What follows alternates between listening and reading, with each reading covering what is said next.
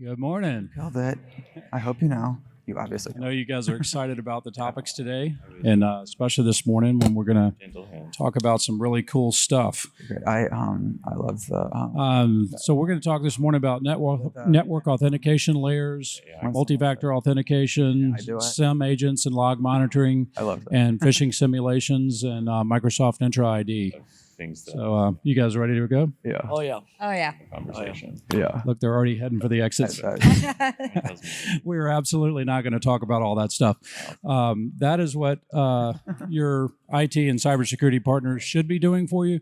But this morning, we're going to talk about what is the business reason for all that stuff? How do you take all that techno mumbo jumbo and put it together into a real plan? And so that's what we're going to talk about today with Jackie and Mitchell. They are big-time operators in the multifamily and student housing space, and they have adopted some of these principles to make their companies, reliable, secure, and scalable.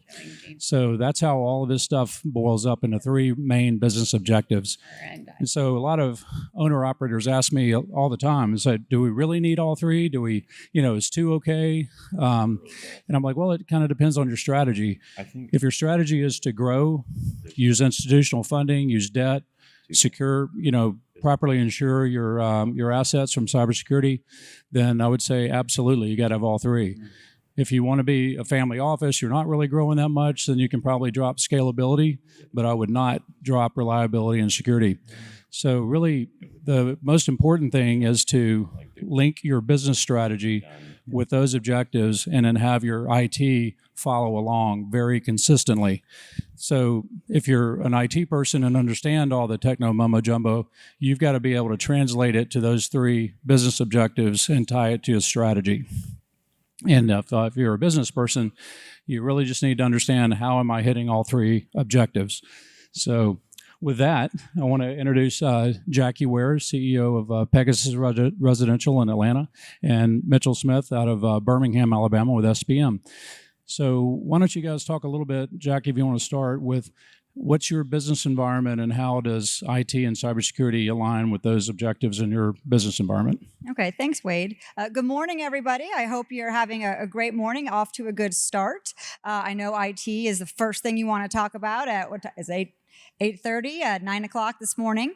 But yes, I'm the CEO of Pegasus Residential. We are over 50,000 units across the Sun Belt, and we've been scaling over the last several years. We're 100% third party. So we've had all organic growth, from outperforming our competitors to just client referrals. And so for us, being really reliable as a business partner to our clients and them having their information secure is everything. And it's a big part of our business plan. When we really took the initiative of, hey, we're going to scale, we decided we don't have the huge company platform that some do, where our margins are a little bit tighter, being a completely third party. And so we need to be really mindful about how we partner with IT. So we actually outsource all of ours with a vendor partner that has really served us well and been able to allow us to scale at about 10,000 units a year right now with this, having very little problems. Obviously, it's IT. There's always new things coming. But just to give you guys an idea of some of, like, a company of our size, and I'm sure some of you have larger companies and maybe smaller, but for us individually, having a third-party partner for IT serves us, because we've had, 61,000 security breaches that our IT systems have caught in the last 18 months. So that's incredible. I mean, if you think about it. So it's a very big part of how we do our business, and we've been very mindful about making sure we have the right approach to setting up the properties and securing our corporate information, as we have millions of dollars running through our corporate accounts on a regular basis. Yeah, that's great. Hi, everyone. Again, my name's Mitchell. So I run also a third-party management company called SPM, and so we operate across multiple different verticals. And we actually, our largest vertical is affordable housing. We're about 12,000 units of affordable housing. So we deal with a lot of different government agencies. And similarly, it's kind of critical to our business plan and how we operate when we're coming in and out of a lot of different secure government systems, and we have a lot of information that runs through there and through our compliance departments. And just like Jackie, we're dealing with constant attacks every single day. And it's kind of, if you don't actually look under the hood and know that it's happening, it's a little frightening when you hear the number out loud and you're like, wait a minute, that sounds crazy, but that's just the reality of every single day. People are trying to infiltrate your systems. And so having partners, groups that you can work with that are setting up the right cybersecurity environments, the right technical environments that allow your property managers, your regional managers, your compliance partners to get in and out of their systems and do their job on a daily basis is critical. And with our affordable portfolio, we actually have to report through an annual financial audit all of the cybersecurity activities that we're taking, how our systems work, and all of those audits are then reported to HUD through the government, and then that goes through 2 more audits that other third parties. So I think we get audited. Our systems get audited about 4 times a year. So having this structure in place is pretty critical, because we'd have the government breathing down our necks if we weren't doing it correctly. And then all that ties into how we operate our conventional and our student portfolio as well. So yeah, kind of mission critical to everything we do. Yeah, thanks for sharing all that. And so Jackie, you want to talk a little bit about what happens if you don't address reliability, scalability, security, and scalability? Absolutely. So with us being third party, we obviously put a lot of focus on standardizing everything that we can. There are some clients that we have who have been a little resistant to some of it. They want to be nimble, they want to move very quickly, and maybe they want to set up their properties without taking the time to make sure that they have the infrastructure to set it up properly. And so I can give you an example of this. We have a client, and in their defense, they're a merchant build, so I think they were thinking, oh, well, we won't have the property in a year anyway, so no big deal, we'll just sell it. But everything changed, and they still have the property. And what happened with this is they decided to take a shortcut. They didn't want to have the infrastructure put in place. The property was a brand new lease up, so it had a lot of layers of tech set up. And one of the biggest issues that happened about 8 months into the project, we still have construction there. No one can figure out what's going on. It took honestly probably about 4 months to diagnose and get down to. Just trying to save that time, they had to spend probably 4 times the amount to fix the problem, because their gates weren't working and neither was their access control to the buildings. And so they had residents that were upset, people were moving out, preventing the on-site team from being able to give critical care to each of the customers. And it caused just a downward spiral of all this pain, because they decided, hey, we want to be quick, we want to be nimble, we don't want to go ahead and do that extra expense. And then it just ended up costing them more later. I have another example it's another on-site example, and it seems very minimal because it's a printer. Their printer didn't work. And the same thing, this client had decided not to do the IT change and the infrastructure. And because of this, the printer, what was linked to, there was no infrastructure set up. It took 2 days to figure out what was going on with it, because there was no history, no documentation, nothing. And then we had to get a specialist from the area to get out there to fix it all. So they were down for 2 days without being able to print anything. The office was disrupted, and it seemed really small. And now that client, because of the pain that went on there, they've decided to go ahead and go on with our IT standard. So both of those clients had what they thought would be no pain, and it ended up costing them more money and more time. Not to mention the lost time with your operations personnel, right? Trying to hit the revenue targets. So Correct. Very tough. Mitchell. Yeah, I was going to say those are great examples, and the 2 others that come to mind for me. One, and you hate it when bad things happen at properties, right? People will do things they shouldn't do, and so a lot of our properties, mid-rises, high-rises, all of them, they have camera systems. The number of times where something happens and you're locked out of your own security surveillance system, or you have the police at the property and they're trying to access video footage of something that has happened, and you can't get into it because it wasn't properly set up. It wasn't properly networked. It's not integrated with your IT team. We see that a lot. And then you send somebody out or you get somebody in there to crack into a system and you get in only to find out the camera's not working. So that's a big one. I mean, when we're taking over properties, that's one of the first things when we take over the property, you probably do the same thing, is we have an IT due diligence specifically, right? So we send out technicians to audit all of those systems, the gates, the access control, the security camera systems, to make sure that we're going to actually have the credentials into everything. So that one's a big one. You don't think about it until it happens, and then when it happens, it's all consuming until you get it fixed. And I think the other one is just, residents or managers, they click on things they're not supposed to click on, and then they get locked out of their computer because they've gotten phished, and all of a sudden, the owner wants to know why you're not signing leases, but the manager can't get into their computer, and you're waiting, a day or two to get the computer cracked back open. So, yeah, the wheels can fall off the bus pretty fast. We have that same thing. So we train, we do the phishing emails, no matter what, it never fails. Somebody in the company, and I'm not saying it hasn't been me, but they click the link. No matter what, they click the phishing link. So it's like click it or ticket. I wish we could kind of reverse that. Ticket if you click it for us, but that always happens. And in addition to not having a secured system from the corporate office side, we've had a couple of accountants who have sent out wrong information. We've actually had to put some additional steps in place and with our IT partner to ensure, because they are coming after you. If you don't set this stuff up now, you will just have to pay later. But we did have somebody who ended up sending $7,000 out to the wrong account because they were a victim of the fraud. And we've taken a lot of steps to make sure that doesn't happen going forward. But that did happen. So you want to be very, very mindful of what's happening in your organization.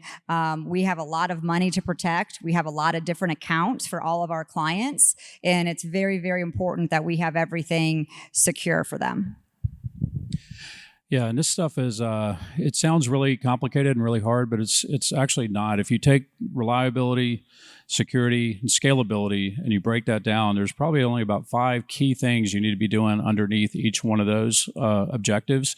And if you have those standards in place and you consistently, day in and day out, implement those standards, use a diligence process when you're bringing on a new asset, whether it's a transition or an acquisition or new construction, and ensure that we're checking all the boxes in each of those components at the beginning, that helps a lot. But if you're transitioning one on and you do a diligence process and you can kind of upgrade the property to the standards, then that's the other way to do it. But just having those in place and agreed upon and executed flawlessly is the key to this, and it becomes fairly simple after that. So to that point, especially because you guys are dealing with owners, you can't make the decision yourself. You kind of have to influence that decision through the property management agreement or whatever. How do you guys get the owners to buy off on this stuff? You want to go first, Mitchell? Yeah, sure. It's a non-negotiable at this point. So that can be some tough conversations. You can run into some owners that might be merchant builders and they're only doing a handful of projects. They're doing beautiful projects. They're great deals. You want to run them, but they're running their office of a handful of guys off of, Gmail. And they're like, I don't understand why you guys need all of this. And I'm like, well, we're doing very different things, right? Like you can move architectural files through Gmail if, in whatever system you want. But, I have all of the tenants information in a property management system.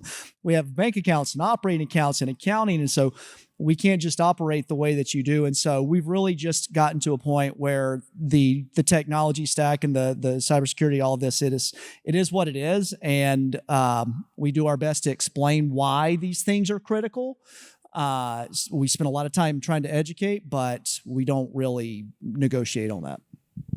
We have a similar process. So we actually have it built into our PMA. That has really helped us with the IT.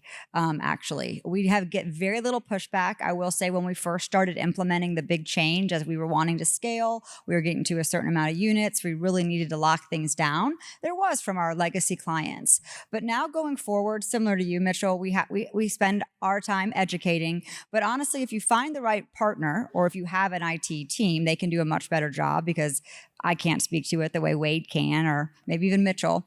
But our vendor partner will get on with the clients. We'll set up a meeting. We'll show them what's at risk, give them the worst case scenarios, because it's just about mitigating your risk. What are you willing to risk if you don't set things up correctly? That's really the question you have to ask yourself. If you're okay and you're fine, maybe you're a big risk taker, it may be the approach, but really helping them understand that. I don't think we have hardly anybody that won't use it now. And it just took us a while, and it was a little painful, but we got through that. And when our IT gets on and we're like, and we have to get the person that can speak, the actual language that people understand and not all the crazy stuff that you talk about.